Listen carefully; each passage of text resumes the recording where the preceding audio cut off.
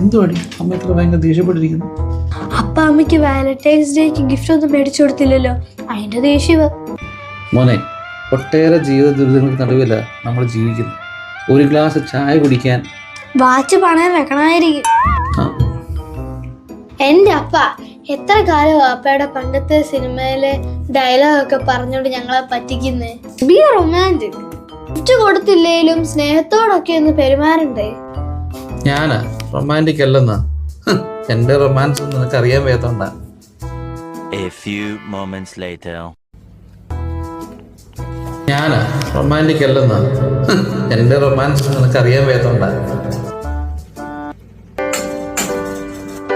This is the end.